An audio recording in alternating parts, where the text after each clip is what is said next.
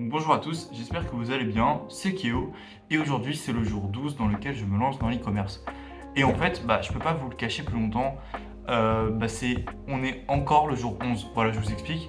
Une fois que j'ai fini ma vidéo d'hier, d'aujourd'hui en fait, je me suis mis à regarder, à continuer la formation et je suis tombé sur un module super intéressant et vraiment je tenais vraiment à vous en parler aujourd'hui. Donc ça va être une vidéo assez complexe, assez détaillée, mais il fallait vraiment que je vous en parle parce que là c'est chaud dans ma tête et je sais que demain je pourrai pas tourner de vidéo, enfin de qualité en tout cas, parce que je serai complètement mort, je le sais déjà, voilà.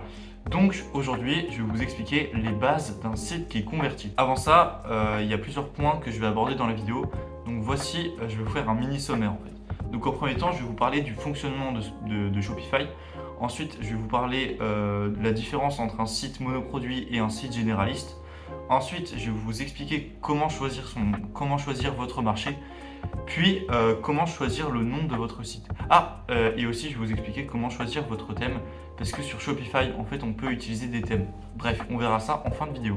Bon, tout d'abord, le fonctionnement Shopify. En fait, Shopify, c'est tout simplement une plateforme qui va permettre d'héberger et de créer votre site d'e-commerce. Et son avantage, c'est que c'est extrêmement simple. Déjà, Shopify, il va permettre d'accepter des paiements par PayPal et par Stripe. Et ça, c'est extrêmement pratique parce que c'est rapide et c'est ultra sécurisé. Il a la possibilité, on peut ajouter des applications qui permettent d'améliorer le site web et de le rendre un peu plus accessible et un peu plus facile d'utilisation. Du coup, sur Shopify, on peut également ajouter des thèmes, mais je vous expliquerai ça en fin de vidéo, je le redis. Je tiens à dire que Shopify, c'est vraiment de manière indiscutable le site d'e-commerce à utiliser. C'est le meilleur site à utiliser.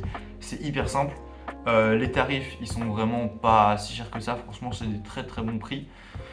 C'est extrêmement rapide, ça a des super fonctionnalités. Et en fait, c'est utilisé par énormément de personnes et ça fait ses preuves en fait. Il y a plein de personnes qui ont fait des millions d'euros grâce à Shopify. Maintenant, je vais vous expliquer la différence entre un site monoproduit et un site généraliste. Qu'est-ce qu'un site monoproduit?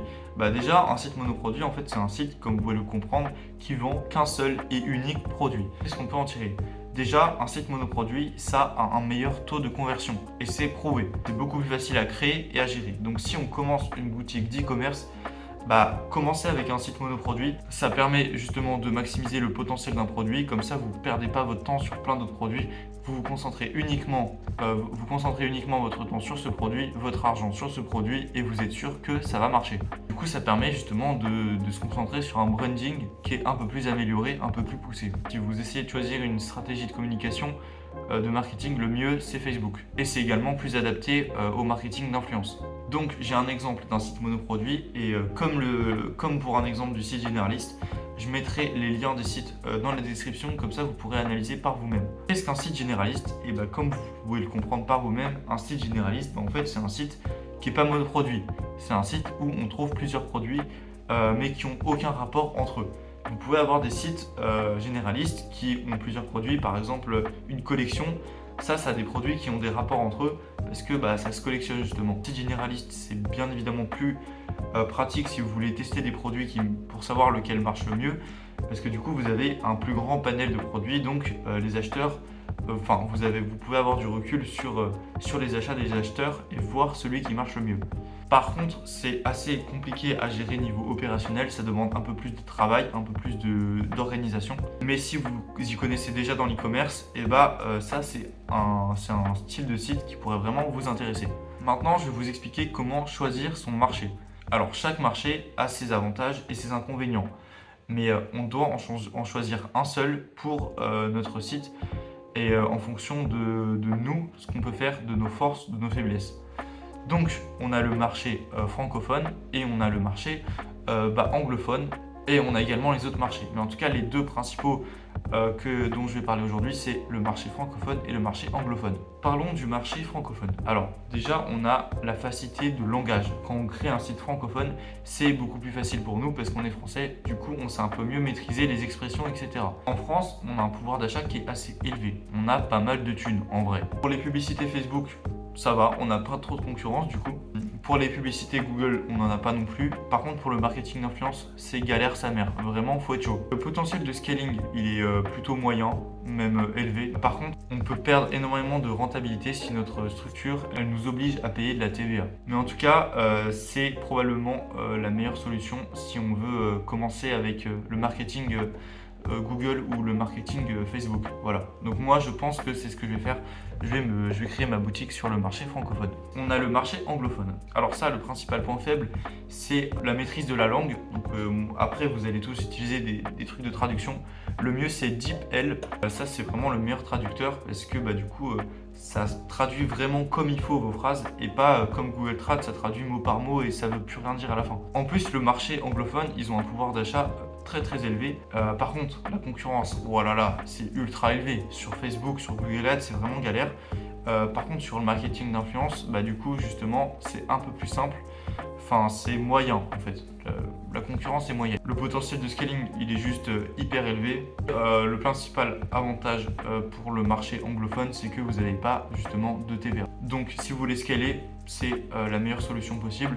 Par contre, c'est vraiment beaucoup plus difficile à gérer, surtout au début. Bon, maintenant, comment choisir votre nom de site? J'ai compris, c'est que le plus important, c'est pas vraiment le nom du site. Vraiment, passez pas des semaines à choisir un nom de site, il faut vous lancer. Et donc, moi, ce que j'ai compris dans la formation, c'est que en 24 heures, en une journée, on doit déjà avoir trouvé notre nom de site.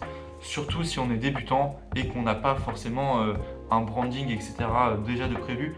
Après, si on veut vraiment se lancer dans un gros projet, qu'on a déjà investi pas mal de temps et d'argent vraiment dans le branding et qu'on est sur un site généraliste, etc.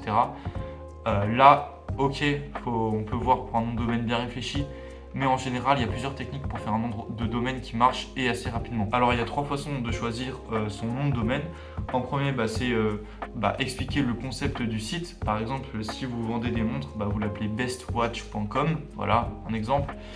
Vous pouvez très bien avoir un nom de marque, par exemple un nom de famille, par exemple saintlouis.com. Ça marche très très bien. Après, c'est plus compliqué de savoir du coup quel produit vous vendez. Donc, il faut déjà avoir une réputation.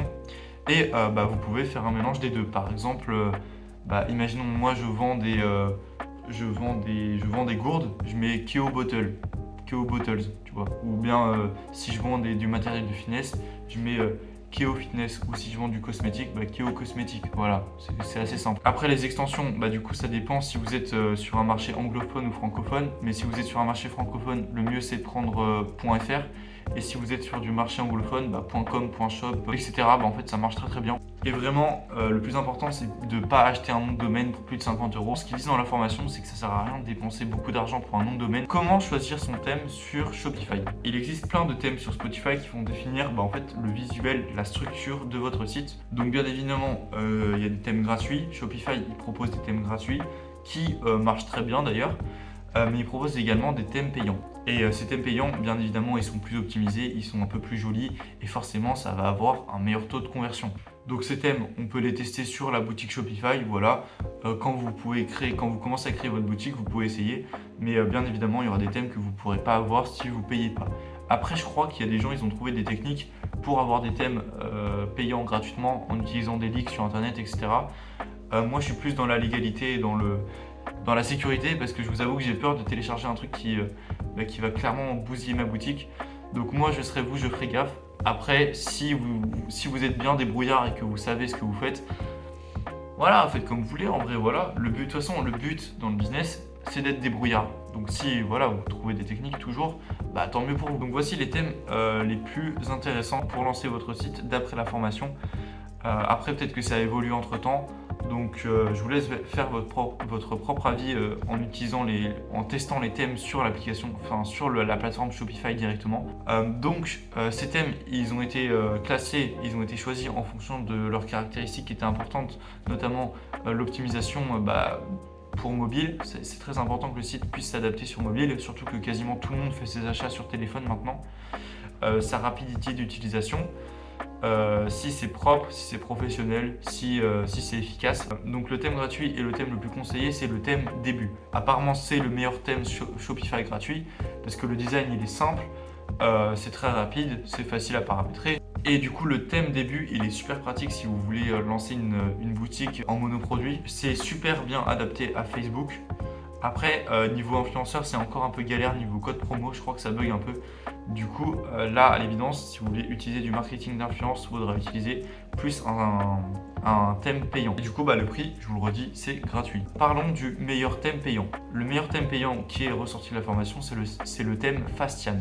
D'après eux, c'est de loin le meilleur thème de Shopify. Le design apparemment il est juste magnifique. Je vous avoue, je suis pas encore allé voir, je vais aller checker. Vous pouvez personnaliser comme vous voulez et vous avez vraiment beaucoup de choses.